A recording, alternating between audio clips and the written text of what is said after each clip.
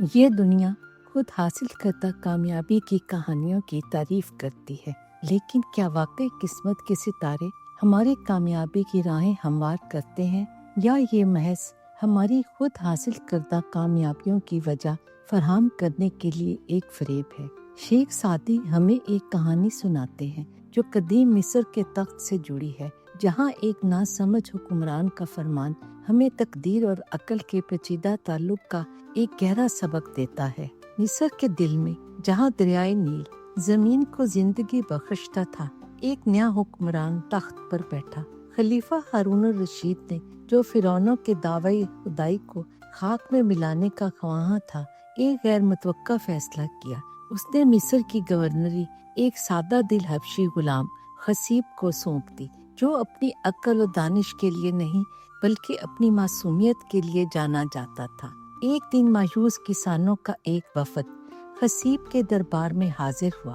انہوں نے اپنی برباد کپاس کی فصلوں کا شکوہ کیا، جو نیل کی طغیانی سے تباہ ہو گئی تھیں۔ ان کے گھرانے مشکلات کا شکار تھے اور زندگی بے بسی کی تصویر بنی ہوئی تھی۔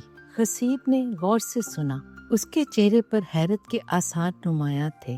پھر ایک دانش مندانہ انداز میں اس نے اعلان کیا، تم نے کپاس کیوں اگائی جو پانی سے متاثر ہوتی ہے؟ تمہیں چاہیے تھا کہ سیدھا اون لگاتے، کیونکہ اون پانی سے خراب نہیں ہوتی۔ دربار میں حیرت کی لہر دوڑ گئی۔ کسانوں نے ایک دوسرے کی طرف حیرت بھری نگاہوں سے دیکھا، اور ایک عقل مند بزرگ جو یہ سب دیکھ رہے تھے دھیرے سے مسکرا دیے۔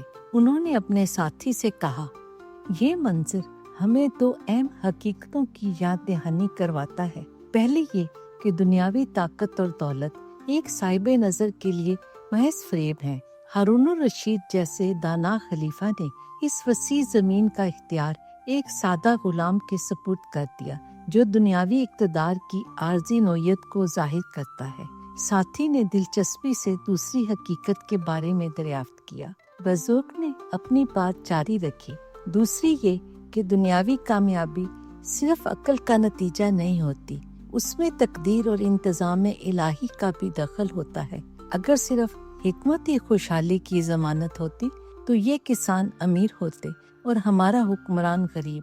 انہوں نے خصیب کی طرف اشارہ کیا، جو اب کسانوں کے ساتھ ایک بے نتیجہ بحث میں الجھا ہوا تھا۔ خوش قسمتی کی بظاہر غیر متوقع تقسیم کا یہ فرق ہمیں یاد دلاتا ہے کہ ہمارے مقدر کو تشکیل دینے والی قوتیں ہمارے فہم سے ماورا ہیں۔ یہ بات کسانوں کے دلوں میں اتر گئی۔ خصیب کے بے وقوفانہ فرمان نے فوری مشکلات پیدا تو کی، لیکن ایک گہری حقیقت کو بھی آشکار کیا۔ اس نے انہیں یہ باور کرایا کہ ان کا انحصار کسی اور پر نہیں بلکہ خود پر ہے۔ کسان اپنے کھیتوں کو لوٹ گئے۔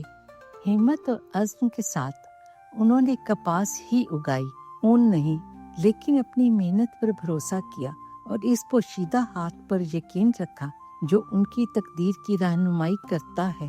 خصیب کی بے وقوفی زندگی کے عظیم تر منصوبے میں ایک ہلکی سی باز گشت بن کر رہ گئی۔ آخر کار کسانوں کی محنت رنگ لائی، نیل کی طغیانی ختم ہوئی، سورج چمکا اور کپاس کے پودے بھرپور پیداوار دینے لگے۔ خصیب کی حکمرانی، جو اس کے عجیب فرمان کے لیے یاد رکھی گئی، ایک عبرتناک کہانی بن گئی جو نسلوں تک سنائی جاتی رہی۔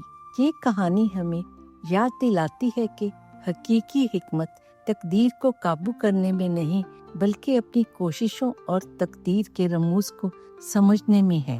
تو اگلی بار جب آپ عقل اور خوش قسمتی کے درمیان توازن پر سوال کریں تو کپاس اور اون کی کہانی کو یاد رکھیں۔